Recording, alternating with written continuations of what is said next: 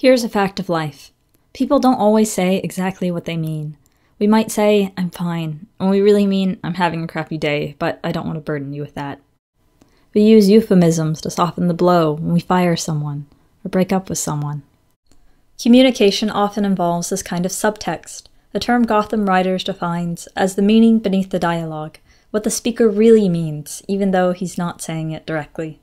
In fiction, not every conversation needs a second layer of meaning, but if you ever get feedback that your dialogue feels unnatural or too on the nose, it likely relates to a lack of subtext.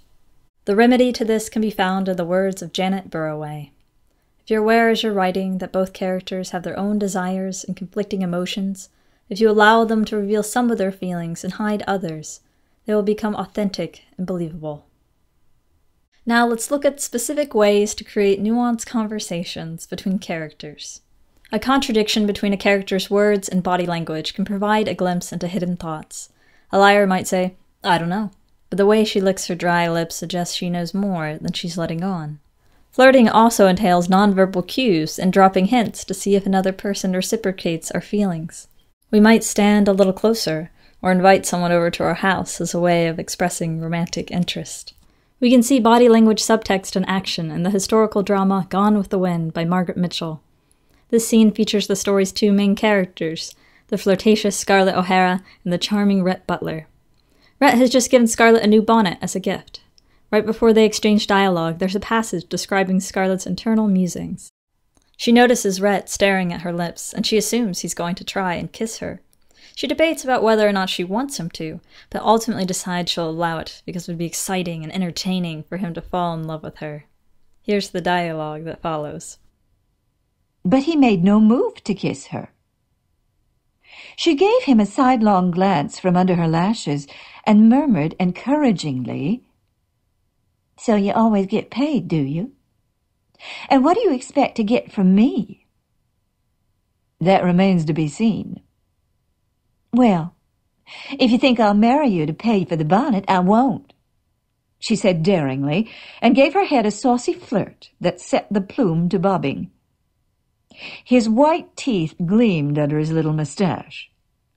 Madam, you flatter yourself. I do not want to marry you or anyone else. I'm not a marrying man. Indeed, she cried, taken aback and now determined that he should take some liberty. I don't even intend to kiss you either. Then why is your mouth all pursed up in that ridiculous way? Oh, she cried, as she caught a glimpse of herself and saw that her red lips were indeed in the proper pose for a kiss. Oh, she cried again, losing her temper and stamping her foot. You are the horridest man I have ever seen, and I don't care if I never lay eyes on you again. The subtext here for Scarlett is kiss me, and she's trying to trick Rhett into it, but he sees through her charade and calls her out on her body language. The subtext of his dialogue is, I know you're trying to manipulate me. Scarlett's last line is obviously overdramatic and untrue. She's frustrated about having been found out, so she says something she doesn't actually mean. Her words, her actions, and even her thoughts are at odds with one another. Sometimes seemingly trivial reactions can mask a deeper secondary emotion. A sister could refuse to let her brother borrow her car because she says he'll wreck it, but in reality she's mad because he wants to use it to take her best friend out on a date. So the character's reaction to a smaller issue is actually about a larger problem. F. Scott Fitzgerald achieves this type of subtext in The Great Gatsby, when Daisy visits Gatsby's mansion and sees his collection of expensive shirts. He took out a pile of shirts and began throwing them, one by one, before us. Shirts of sheer linen and thick silk and fine flannel, which lost their folds as they fell and covered the table in many-colored disarray. While we admired, he brought more, and the soft, rich heap mounted higher. Shirts with stripes and scrolls and plaids and coral and apple green and lavender and faint orange, with monograms of Indian blue. Suddenly, with a strained sound, Daisy bent her head into the shirts and began to cry stormily. "They're such beautiful shirts," she sobbed, her voice muffled in the thick folds. "It makes me sad because I've never seen such beautiful shirts before." Daisy's tears have more to do with her and Gatsby's relationship than his clothes. She's lamenting lost love and opportunity. She says, "They're such beautiful shirts," when she really means, "I'm heartbroken, because now that we can finally be together without any class barriers, we can't, because I'm already married."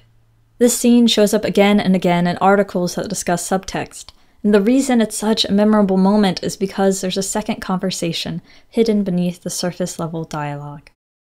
Some people might sugarcoat the truth to play by the rules of social etiquette. If your friend asks what you think of her mom, it's more acceptable to say she's kind of eccentric or unique, rather than weird or crazy. We often skirt the truth to avoid hurting our loved ones' feelings, such as when we ask our spouses if they liked our novel and they say, "It was good, great." Fiction writers can learn a lot about conveying subtext through words alone, from stage plays. Arthur Miller's Death of a Salesman provides a model for how characters beat around the bush. The salesman is Willie, and in this scene, he's trying to ask his young boss, Howard, if he can stop traveling for work. "Well, I tell you the truth, Howard, I've come to the decision I'd rather not travel anymore." "Not travel? Well, what do you do?" "Well, you remember Christmas time when you had the party here, you said you'd try to think of some spot for me here in town." "With us?" "Well, sure." "Oh, yeah, I remember. Well, I couldn't think of anything for you, I tell Willie." you, Howard, the kids are growing up, you know. I don't need much anymore. If I could take home, $65 a week, I could swing it. Yeah, but Willie, see, well, I tell you why, Howard. Speaking frankly, and between the two of us, you know, I'm just a little tired. Oh, I could understand that, Willie, but you're a road man, Willie, and we do a road business. We've only got a half a dozen salesmen on the floor here. God knows, Howard, I never asked a favor of any man, but I was with the firm when your father used to carry you in here in his arms. I know that, Willie, but Your father came to me the day you were born. He asked me what I thought of the name Howard.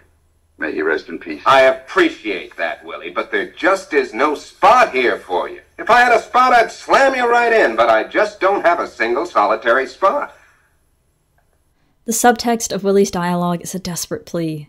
"I want an office job, and you should pity me because I've been here a long time, and I knew your father."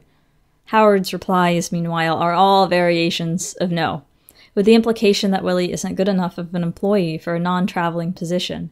The characters clash because they have conflicting motivations. They interrupt, avoid giving direct answers, and overuse each other's names in an attempt at politeness, creating a strong subtext.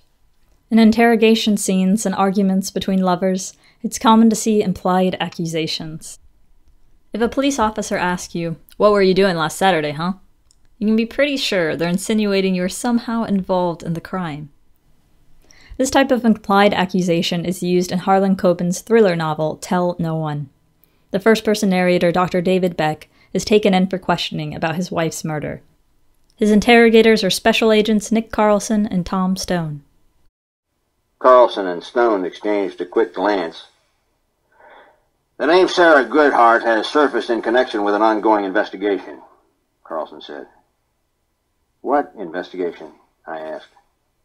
"We'd rather not say." "I don't understand. How am I connected into this?" Carlson let loose a sigh, taking his time on the exhale. He looked over at his rotund partner, and suddenly all smiles were gone. "Am I asking a complicated question here, Tom?" "No, Nick, I don't think so." "Me neither." Carlson turned his eyes back at me. "Maybe you object to the form of the question, Doc, that is?" The literal version of the conversation might go, "Stop lying, you obviously know something about this case." The protagonist catches on to their accusatory attitude and tries to further evade their questions. This leads to greater tension, as the reader wonders if the interrogators will arrest the narrator as a suspect in his wife's murder. Most of us have been on the receiving end of passive aggressiveness or sarcasm. A mother might guilt-trip her rebellious teenager by saying, "Go ahead, ignore me. It's not like I spent 12 hours in labor with you or anything." Ernest Hemingway's short story Hills Like White Elephants drips with passive-aggressive dialogue. A couple sits outside a building at a train station in Spain, having drinks. The elephant in the room is the fact that the girl is pregnant, and her lover wants her to get an abortion during a time when it is very much illegal, and she's not sure what she wants to do. Yet the word abortion is not used once in the story. We can feel the crackling tension between the couple even when they're making idle conversation about the scenery.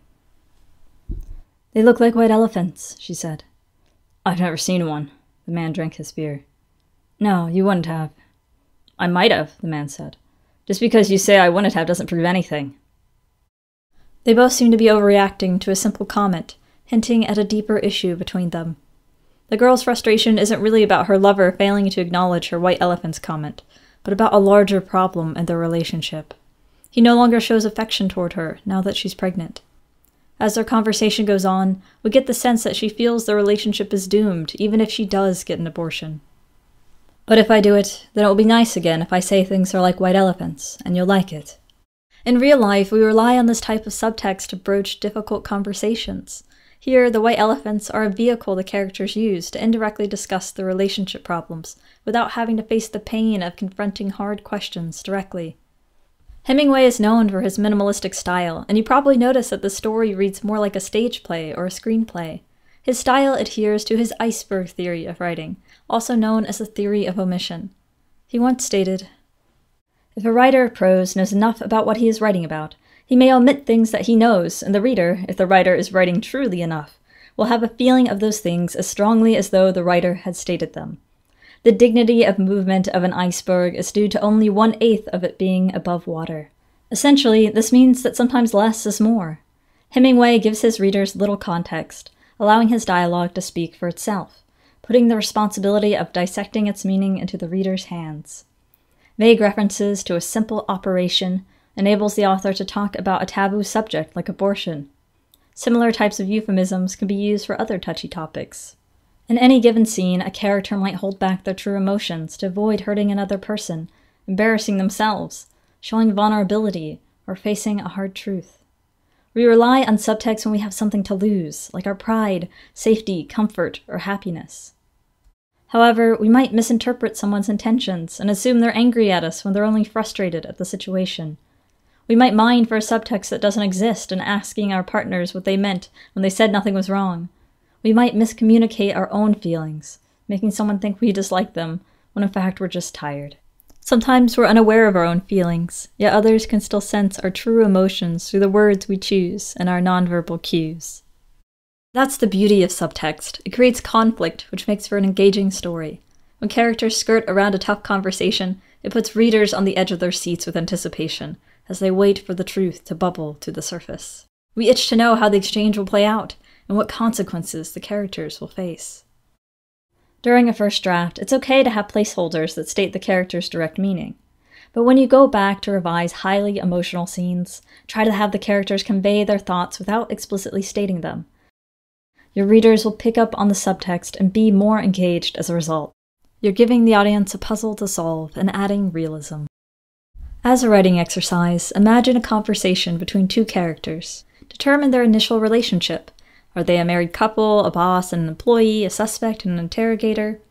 Then have them argue about something. You can identify the literal feelings you want to convey first, before thinking about how the character would actually present this information, given the social norms or the relationship with the other character. Imply those feelings through dialogue and actions. For instance, a character's literal meaning might be, "I'm pissed off because you didn't let me buy a Labradoodle, and you claim that owning a dog would be too expensive, but you're a hypocrite about spending money." In actual dialogue, that might be translated to, "How much was that drone toy thing you never used? $2,000? You're always buying useless crap." Think about how the characters want to present themselves. What reaction are they trying to evoke or avoid from the other person? Is this conversation actually about something else they're not openly discussing? Let tension arise from miscommunication. What's your favorite example of subtext in dialogue? I'd love to hear it in the comments. Whatever you do, keep writing.